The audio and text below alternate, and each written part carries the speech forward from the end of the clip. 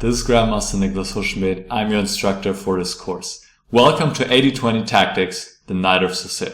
You see, in today's day and age, people spend hours on hours on opening theory, memorizing endless variations to obtain a slight advantage from the beginning. There's one problem with this approach though. Chess games are very rarely decided in the opening. After the opening, we still have the middle game and possibly the end game, and a lot of mistakes are made in these stages of the game, decisive mistakes. And those mistakes are usually of tactical nature. You see, don't get me wrong, studying opening theory is important, but what I believe is even more important is that you know what to do and what to look for once the opening is over. I believe it is essential for you to be familiar with the most common tactical ideas in the openings you play. So you may wonder what the 80-20 in the title is all about. These numbers refer to the Pareto Principle, named after Wilfredo Pareto.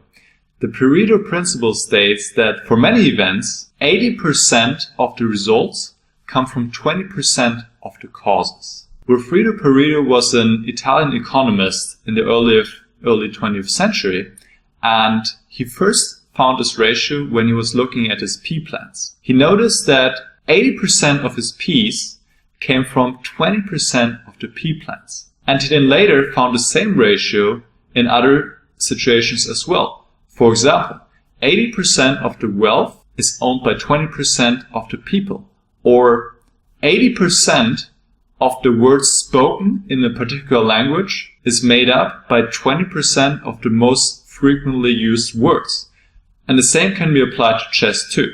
80% of the tactics in a particular opening involve 20% of the most frequent tactical motives.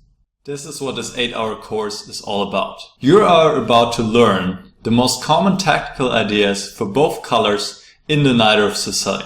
Now, it is important to know these ideas so you can not only play them yourself and play some beautiful sacrifices and combinations, but also to be prepared against them if you're on the other side of the board. Here's what we're going to cover in this course. First, I'm going to show you a number of illustrative games highlighting the many different tactical ideas. Then, it is your turn. You can apply what you learned by solving over 50 tactics for black and white. Afterwards, I will go over the tactics in a lot of detail, making sure that we really embed these tactical motives in your chess understanding. Alternatively, you could also do the tactics quiz first before you watch the Illustrative Games section, then watch the games and do the tactics again.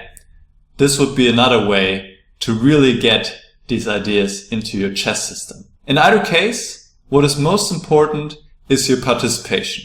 This is a highly interactive course, and even in the games section, I will ask you questions from time to time. The more you participate, the more you engage with the material, the more you will get out of this course. The more you will improve your tactical vision and your tactical ability in general. Are you ready? Let's begin. Alright, welcome to the first chapter, Illustrative Games. So in this chapter, I will present to you 5 model games for the white side and 4 model games for the black side. And in these games, we will see the most common tactical motives and ideas for both colors. In fact, in some of the games, we'll even have a combination of sacrifice and ideas, and this is going to be fun. So when you're following along, you can either do this on your computer, obviously, or additionally, you can also set up a board in front of you and play out the moves as well. This will allow you to more deeply engage with the material and also gives it a more realistic touch.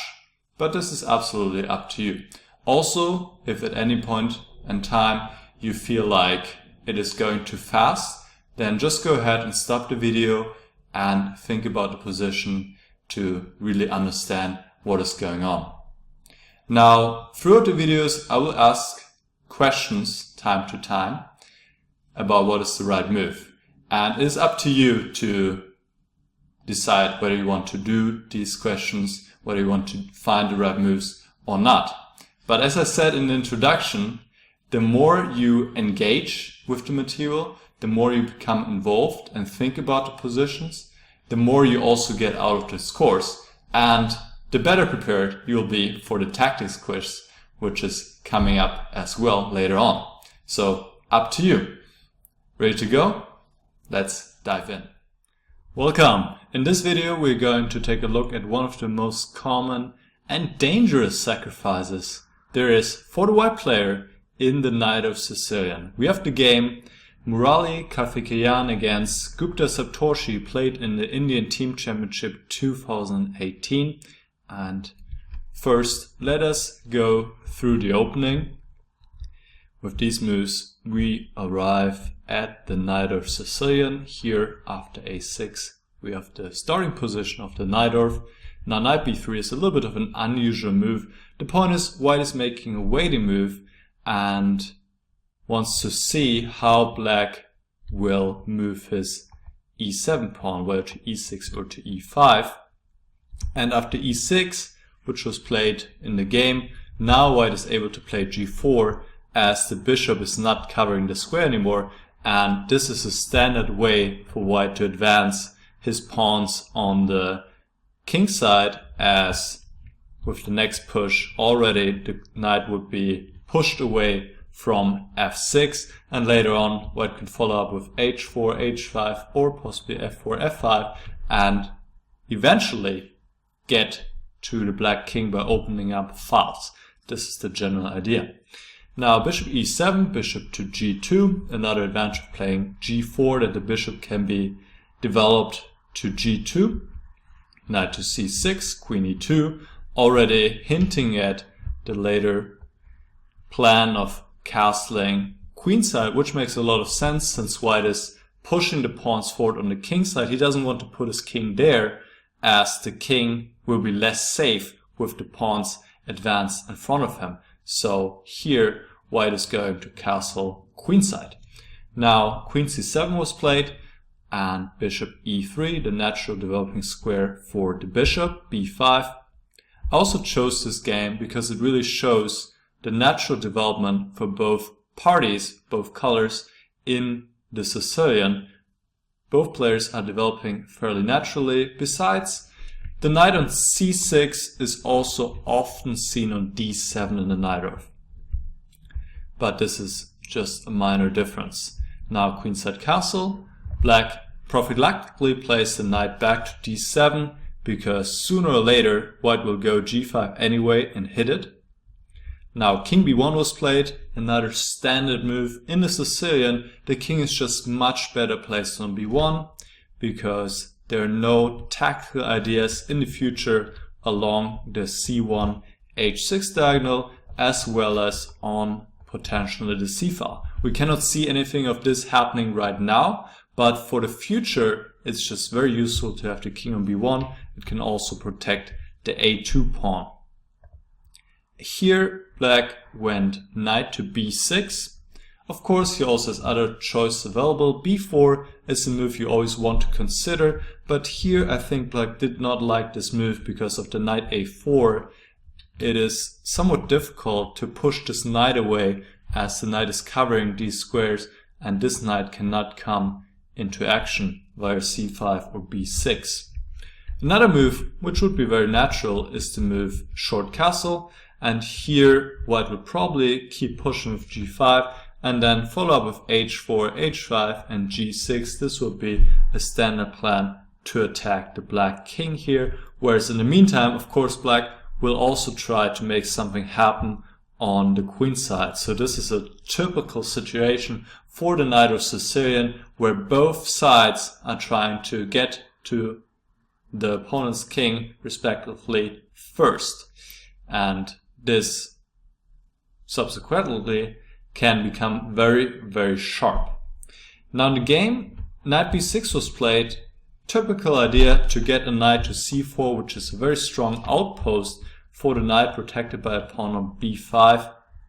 And from there are many ideas, such as exchanging the bishop on e3, as well as possible sacrificing ideas on b2 or a3. So the knight on c4 is usually a good sign for black in this position, and here white could have played in a normal fashion like g5, rook he1, but he decided to change the nature of the position drastically.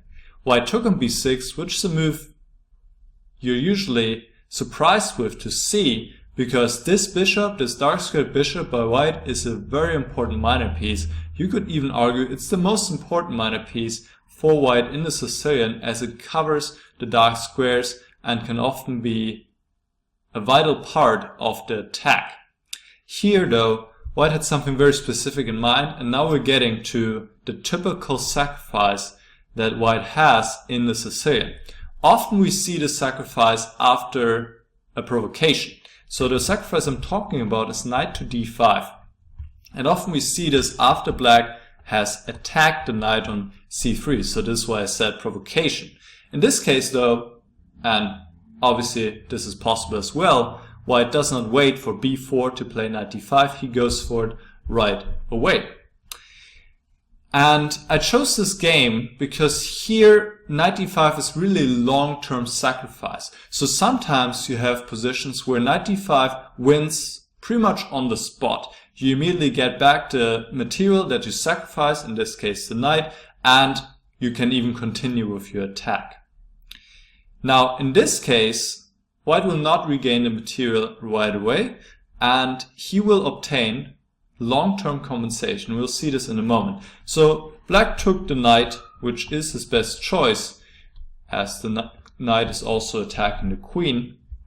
If the queen retreats to d8, white would just take the bishop on e7 and now follow up with g5. And having taken this dark squared bishop, now the pawn on d6 is a target for the white pieces. And once again, the plan of advancing the pawns on the king side is also very decent for white, so he's clearly better here. So let us see what happened after e takes d5. Now we see the whole point behind the white idea. White takes back with the pawn, establishing a strong pawn at d5, right away attacking the knight on c6, and also we see that the e file has suddenly opened up. This is a crucial point. The e file is opened up and white can exert pressure against the king, which is still in the center, has not castled yet. So this is the main aim of knight d5, opening up the e file, and often that can even happen with check. If we imagine the bishop not being here right now, still on f8, it would come with check and even more powerful. Now, even in this case, it is quite strong, as white is pinning the bishop and can put more pressure on the bishop after the next black move. Obviously, black has to move the knight, otherwise white would regain material and have a structure advantage. So black went knight to a7, which was a good move. If the knight retreats to b8, then white would follow up with rook he1. This is what I was talking about, pressuring the bishop on e7. Queen d8 defends the bishop, and now g5. And notice that black cannot get away with his king. If black castles, he would just lose his extra piece and be a pawn down with a hopeless position. And after knight d7, white can go knight d4. The knight comes back into action. Actually, oftentimes you see the sacrifice already with the knight on d4, where it's much better placed, as it can go to either c6 or to f5 and further pressure the black pieces, not only a bishop on e7, but also the pawn on g7, and if it is on c6, it attacks the queen on d8 as well. Black will need to go g6, but here really white is all the time in the world. White could play f5 at some point to get f6 in. However, this has to be played with caution, since it also gives black this important square on e5. So you want to be careful with this, because if black is able to close down the e file by putting a piece on an outpost, like here the knight on e5, it's not clear if the attack will continue. Clearly here white would still have great compensation, but it's something to do with caution. Another plan for white in this position would be to push the h4 the h pawn forward to open up some more files against the king. And notice how stuck black is defending the bishop on e7, not being able to finish his development, as the king also needs to keep defending the bishop on e7. And really black's lacking a lot of space due to these pawns taking away a lot of squares.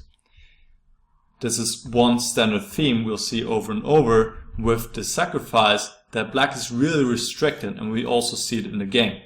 Now after knight a7, white also followed up with rook he1. Here black was able to defend the bishop in this fashion, which is much better, since now after knight d4 black at least is able to castle.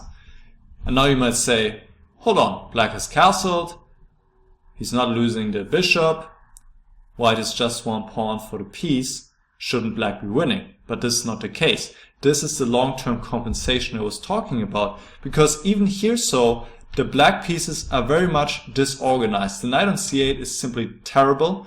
It is blocking the connection of the rooks. The bishop on b7 is also limited, as it bites the pawn on d5, which is protected by the bishop. And this bishop is also not having any perspective right now, as it cannot become active due to the pawn on g5. So what is white going to do? White is still going for an attack, as long as black needing time to regroup and get his pieces into a game.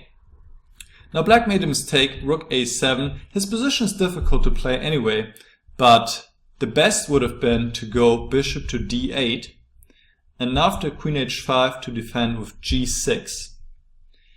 Here white could go forward with queen h6, trying to get f5 and f6 in, but black is actually in time to stop these threats by going knight e7 and bishop c8, and it seems that black is defending here.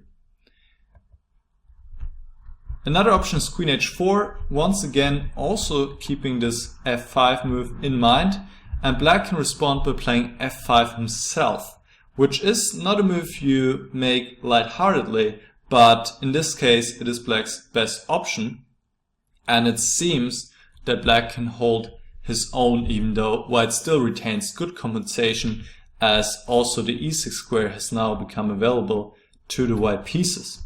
For example, queen h6, queen c7, at least here the queen can come to defend the position as well. And white can even follow up with something like h4, h5. There's still knight e6 in the air, and the position is quite complex, but largely unclear, and it seems that was black's best choice. After rook a7, white could have actually gone for a crushing attack right away by playing the move bishop to e4. White tried to go about it in a different fashion with rook d3, which is not as strong. So let us consider bishop e4. Now white is ready to bring more pieces into attack, and black should play a move such as g6 and now f5 right away. And I just want to show you some sample lines to show you the strength of the white attack, which might be not apparent right here. Bishop d8, f6. So now all white needs to do is bring a queen to h6 to give checkmate on g7. Queen to c5, queen f3. The queen is on the way to the desired square, h6. Knight d7. If black goes h5, white can immediately sacrifice material here, takes on g6, f takes g6, knight e6, attacking the queen and the rook, but the queen of course is more important. Queen to c8 and queen d3, attacking the pawn on g6, and it is game over, as after king f7, white simply takes on d8 and comes in with the rook to e7, and black has to give up the queen to avoid immediate checkmate, but his king will still be under the attack and white wins. After knight d7, of course white could take the knight, but the position would be not as clear then as it is after the continuation of the attack with queen h6. Knight takes f6, that was the point behind knight d7 to get rid of these pawns, but here once again white can strike. Bishop takes g6. Now if f takes g6, white goes knight e6, attacking queen and the rook on f8, as well as queen g7 checkmate. So black will need to give up the queen and be just in a hopeless situation. So you might say, wait, but what happens after h takes g6? And let me put this as a question to you guys. What should white play in this position now? If you want to stop the video. Knight e6 nonetheless, and I just find this beautiful. White is sacrificing more and more material to get through to the black king.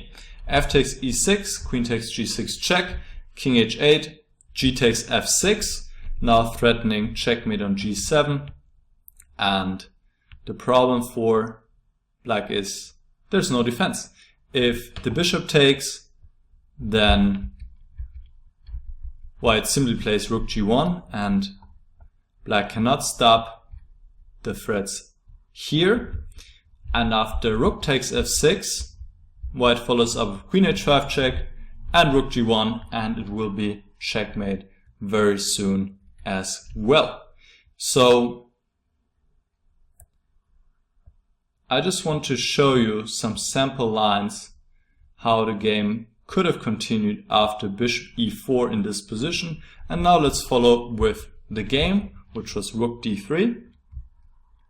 Here black should go g6 once again, and the position becomes similar to what we have just seen earlier when black was able to establish this pawn structure, even though maybe this is a slightly better version for black as he's already more equipped to fight off the white attack. In the game black went bishop a8, queen h5, g6, queen h6, and obviously rook h3 is a strong threat now to checkmate black on h7, and black decided to cope with it in the wrong way. Black played bishop back to d8, but then he is just dead lost in the water. The only move here was once again this move f5 to open up the 7th rank for the rook to defend the pawn on h7. And here it seems the position is once again equal. White can bring a rook to e6, but black goes bishop d8, and the rook helps in the defense. White can sacrifice on g6, but that would be only a perpetual. And it seems though that white does not have anything better. Of course he can play other moves, but sooner or later black will come out of his shell, and then eventually the extra piece might be noticeable. So it seems that white should make a draw here at some point. After bishop d8 though, the situation was very different, as now white is not inclined to play rook h3, which could be answered by f5, but goes f5 himself, and that is a big problem for black. Black played f6. If black takes the pawn, then of course the knight can come into action as well, but after rook h3, f6, there's also the option of g6, and this is really trouble for black here. The threat to take on h7, simply the knight can come into action. Too much to deal with. So in the game, black went f6, but there's no salvation here. White simply takes on g6, opens up more files, and black cannot defend. After rook f3, black resigned. Since there's the attack against the rook, and if the rook takes on f3, then there is rook e8 check, followed by checkmate on f8, and there's not much else black can do to stop that. Bishop f6 can be simply answered by knight e6, threatening the rook, and obviously this is not defendable anymore.